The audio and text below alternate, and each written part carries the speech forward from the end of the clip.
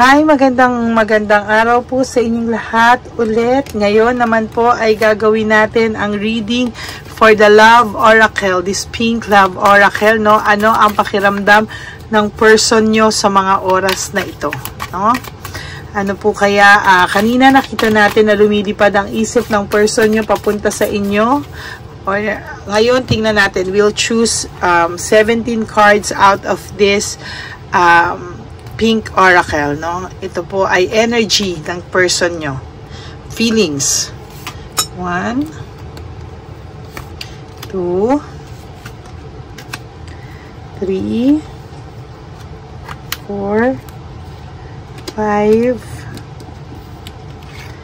6, 7. Habang namimili po ako, mag-pray kayo. 7, 8, para po ito yung makuha kong energy, no? 9, 10, 11, 12, 13, 14, 15, pili tayo talaga, no? 16, 17. That's the 17 cards for his energy for today.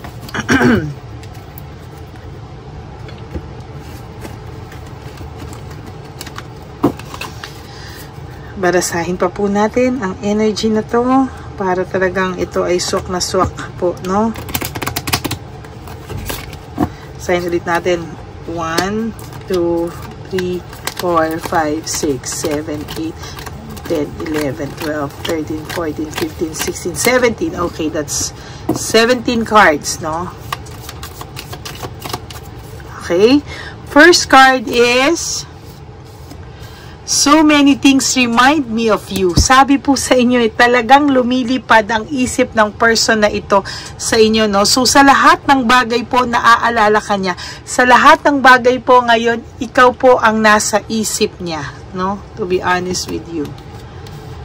I knew exactly what I was doing, no? Sa mga oras na to po, alam niya na kahit ano po ang gawin niya, ikaw at ikaw pa rin po ang pumapasok sa isip niya. Alam niya po, no?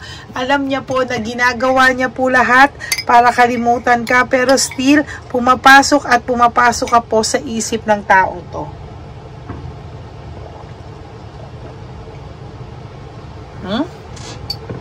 Ayan po, pumapasok talaga siya. Sabi niya, we both know that I am not the one for you. Ngayon po, ang taong ito ay nagdadalawang isip na kung meron ka ng iba. No, ang taong ito ay alam niya, no, na naghiwalay kayo. Alam po ng person na ito na kayo ay naghiwalay because of him, no? Dahil sa kanya po, no? I feel you even though we are apart, no? So, parang ang taong puto, ramdam na ramdam ka, isip na isip sa'yo, no? Kahit na nasa malayo ka, ikaw pa rin ang nasa puso niya. Ikaw, ayun, no? Kahit malayo kayo, ikaw pa rin ang nasa puso nitong taong to. Sulat po natin, no? Alam niyo po, minsan kasi bigla na lang sa akin may gaganon pag yun yung title talaga, no? Kahit malayo kayo, ikaw at ikaw pa din. Parang doktor po ba yung sulat ko? Ikaw at ikaw pa din ang laman ng puso niya. Malamang nasasabi niya po na we both know that I am not the one for you because meron po siyang karelasyon sa ngayon, no, na hindi niya po mahiwalayan pa, hindi niya nagugulo yung utak niya, no? I replay our conversations over and over, no? Malamang ang taong ito ay merong nababasa, no? May mga ano to, may conversation to na nakasave sa cellphone or anywhere na lagi niyang binabasa o lagi niyang nare-remind sa isip niya, maybe, no? Pero malamang meron tong ano, naiisip niya lahat. At gusto niya lahat sabihin sa'yo, ano daw yung nararamdaman niya, no? Gusto niyang sabihin sa'yo, gusto niyang i-explain sa'yo, ano talaga yung pakiramdam niya sa mga oras na to, na feeling niya, hindi mo naiintindihan. Lagi lang tong, pag nag-usap kayo nito, or halimbawa, meron kayong slight communication, or konti lang, or pabugso-bugso lang, lagi niya lang sasabihin, basta ganon, or basta ewan, basta ganyan. Yung parang feeling ko, yung hindi niya din alam paano explain sa'yo, basta dapat gets mo na yon from the heart. Parang ganon, parang dapat nagkakaintindihan na lang kayo. Dapat ganon po yung naiisip ko sa person na to. Kasi, parang iniisip niya na dapat alam mo yung nararamdaman ko. Konektado tayo eh. Kahit alam niya po na gusto niya sabihin sa'yo yung nararamdaman niya, but somehow alam niya, kilala mo siya.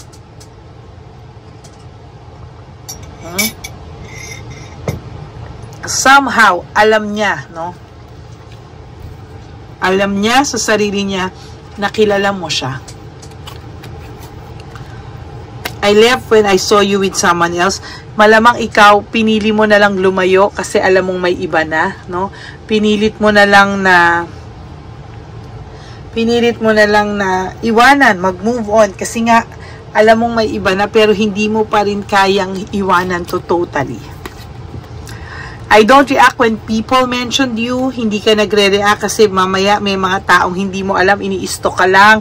May mga taong hindi mo alam kung ano mo yun, kung ano talaga yung intensyon, ano, kung siya ba to o hindi ba siya to, ano ba talaga intention niya sa akin, pero aray, nakuha mo, oh, I love you, meaning, ikaw ang mahal niya, kahit na may kasama siyang iba. Tama ito, oh. Tingnan mo, tama po yung sinabi ko na kahit malayo kayo or kahit wala pa kayo, ikaw at ikaw pa din ang laman ng puso niya. Sa totoo lang, no? There's love, oh. Hindi po nawawala yung pagmamahal niya sa'yo. So, kahit sabihin mo na meron pong tao na minamahal, meron siyang tao ngayon na other person, pero still, yung love, ikaw pa rin yung panalo. Hindi matanggal-tanggal ng bago niyang karelasyon.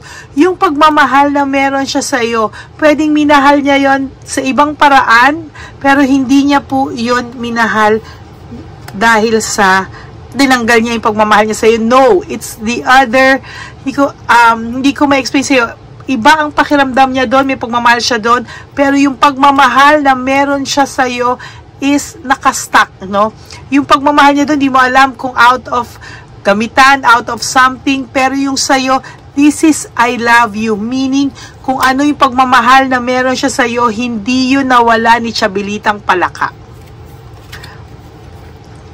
We need to let each other go. Kaya kayo naghiwalay kasi merong ang someone o may dahilan, no?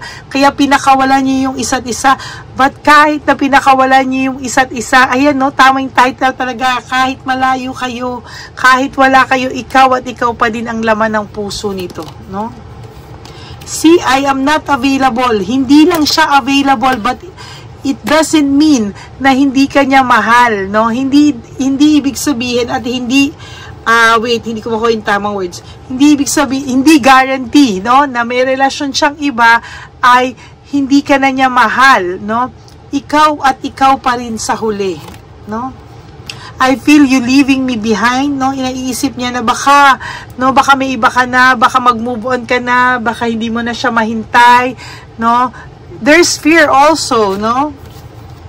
I look for you everywhere, meaning itong taong to, maalala ka lang, pumupunta sa lahat ng places na pinuntahan nyo, no?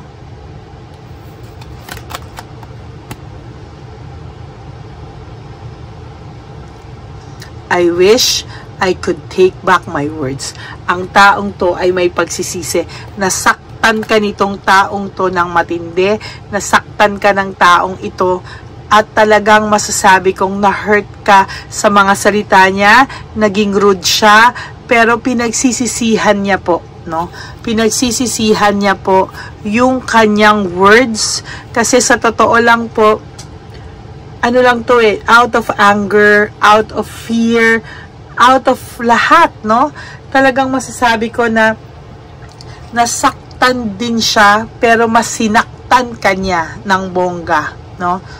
And if he could just take back his words, gagawin niya po right at this very moment, no? Talagang sinasabi ko na yung mga nasabi niya sa yung masasakit, ang talagang pinagsisihan niya po ng bongga.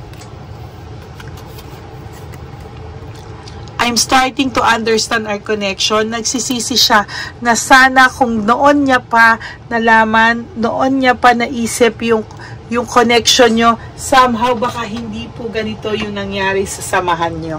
And true enough, meron po siyang pagsisisi. He has regrets, no? He has regrets. To be honest with you, may regrets po itong taong to. Hay.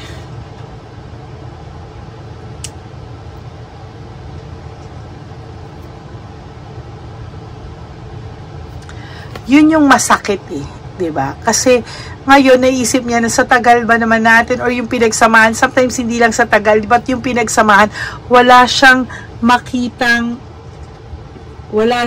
makita na kamalian sa iyo eh. Minsan ginagawa-gawa na lang niya eh. Ay, nako.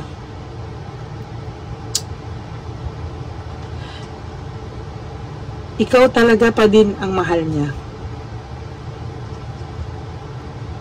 Ikaw pa din ang laman ng puso niya. Ayan, no? May naaalala ko dito. Sa totoo lang, no? Sinushoot ko to, pero may mga pumapasok sa akin. May pumapasok sa isip ko. No? Most of you guys, hindi kayo mapupunta sa channel ko or hindi nyo ito mapapanood. For some reason, kahit nakikinig kayo sa akin or kahit everyday kayong nakikinig sa akin. But I tell you, no, kung hindi ito para sa iyo, magkakaroon ng something, ng hindrance na hindi mo to mapapanood. Pero kung napanood mo to, this is really for you.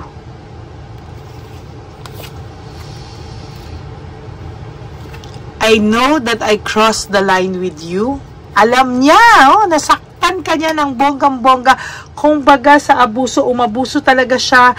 Kung baga sa yung sakit na pain na sunagad ka niya, no? Sinagad ka niya ng sinagad. Sagad na sagad ka na talaga at sobrang sakit na nang nararamdaman mo. At hanggang ngayon, hindi mawala-wala sa'yo, no? Sa totoo lang.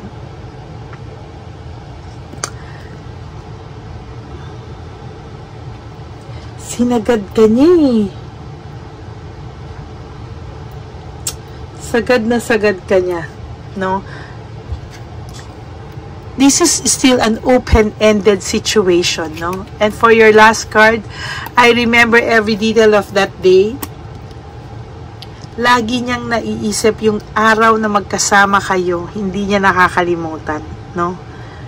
This is an open-ended situation wherein hindi ko ma-close yung chapter nyo. Meaning, hindi pa po tapos, no? Hindi pa po tapos to. May mangyayari pa dito.